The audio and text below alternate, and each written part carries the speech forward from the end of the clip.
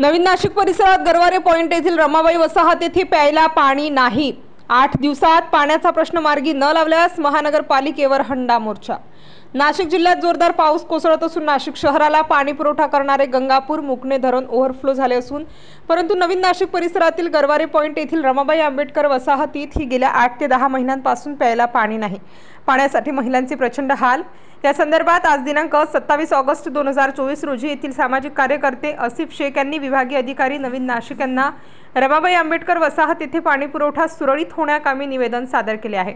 निवेदनात लवकरात लवकर 8 दिवसात आमचा पाणी प्रश्न मार्गी लावा, अन्यथा महानगरपालिका विभागीय कार्यालयावर हंडा मोर्चा काढू व अधिकाऱ्यांना घेराव घालू असा इशाराही यावेळी देण्यात आला आहे।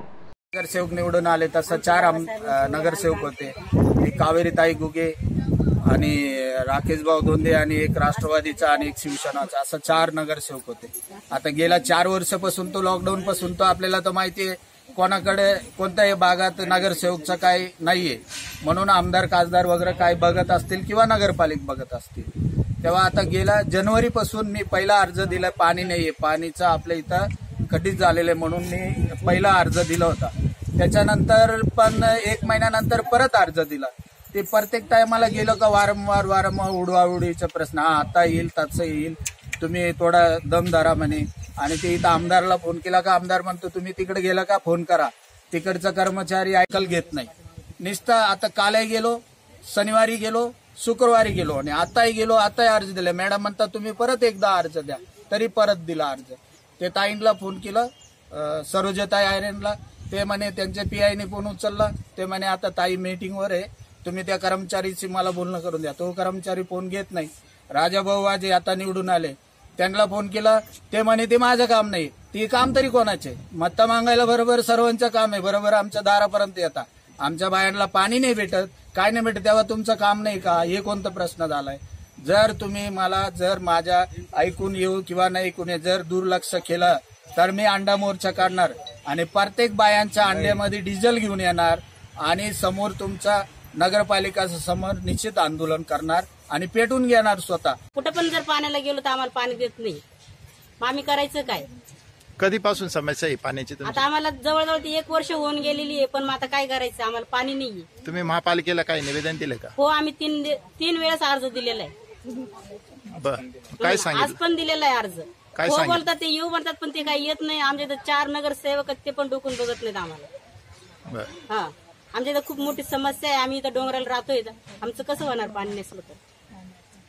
आम्ही लाईट बिल पण भरतोय, मग आम्ही पाणी बिल पण भरायला तयार आहेत ना, पण तुम्ही आम्हाला पाणीच देत नाही।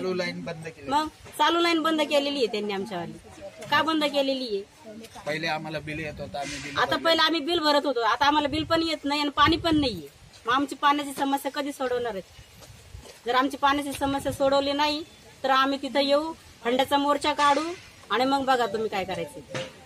डिझेल घेऊन येऊ म्हणा, पेटून घेऊ। मी रमाबाई आंबेडकर गरवारे पॉइंट इथला रहिवासी असून हे सगळे आमच्या माता भगिनी व आमचे कार्यकर्ते आसिफ भाऊ शेख गेले कित्येक वर्षापासून आम्ही इथं रहिवासी आहे।